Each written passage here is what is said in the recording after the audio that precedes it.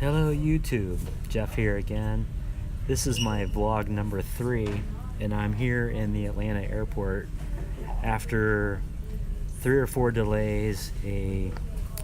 I've had one flight canceled, rebooked, and it's about 10 o'clock, so I'm a little late today by about 3 hours, and who knows if I'm ever going to get out of here. But I wanted to stay committed to it and get my 3rd vlog out and talk about mentoring, which is the assignment for the day. And I'll start by saying my philosophy on mentoring is really more of a what do I want to know and who knows it. So I tend to have a mastermind kind of thinking process about it. So I'll go find somebody who knows what I want to know, and I'll really have conversations and coaching from those individuals. And if I think about what I've done lately, some of that is more or less about podcasting. You've got Cliff Ravenscraft, you've got Dave, sorry, I'm a little tired. Ray Ortega is a good one. And you got Dave Jackson, the School of Podcasting, Daniel J. Lewis. A lot of names out there talking specifically about podcasting. And then you got Amy Schmidauer, who talks about vlogging, which I never thought I would be sitting in the Atlanta airport trying to find a corner still with people looking around at me to see how I'm talking to a camera. Never thought I'd be there, but here we are. I'm stepping out of my bubble, so to speak, and I'm looking at the little hole in the camera that is actually the camera. So hopefully that means growth. But nonetheless, so those are the guys for podcasting and then Amy for vlogging.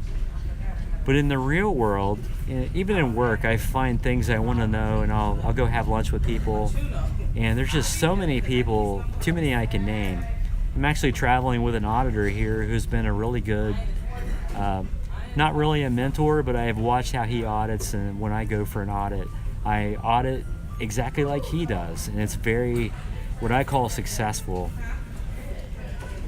More to my personal world, I had a pastor who became a very good friend of mine who recently passed away, and he has probably been one of the greatest influences on me and how I deal with certain situations. And I think he would be the one guy who has mentored me the most.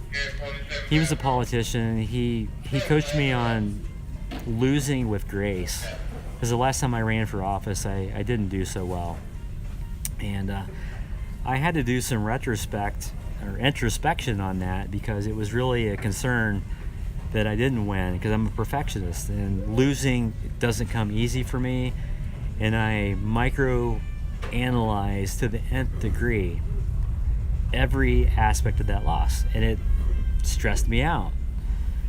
So beyond that, I studied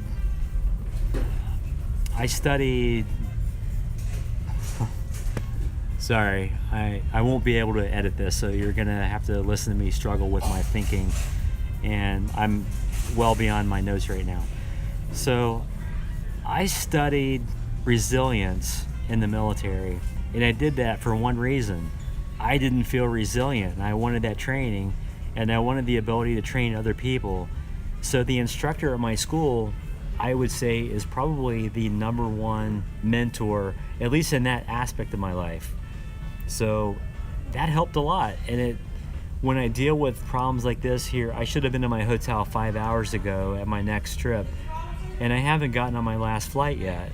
So in months past, who knows how I would have handled that? Would I have been as patient?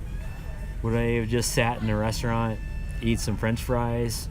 Or would I have just been on the phone trying to figure out who can I chew out? That's what I think would have happened a year or so ago. But I think learning resilience, even though I'm not perfect at it, it got me in the right realm. And I know enough about it to teach people. And I think she was probably, even though I don't remember her name, I'd have to go look, I haven't thought of it for a while. She was probably the biggest influence on me personally on how I cope. and then my other buddy, Bruce, who would have taught me how to get through the situation long term. I think the resilience piece of it was about how to get through it in the short term. And I'm really glad I can teach that. So things like this don't impact me the way they would have some time ago. But anyway, again, in summarizing that, I really talk about mentoring from a subject matter expert point of view. And I can't really say I have one specific mentor. There's just been a lot of things, because I'm a perfectionist, and when I identify something I don't understand, I will find somebody who knows it and I'll do a deep dive. So that's worked for me.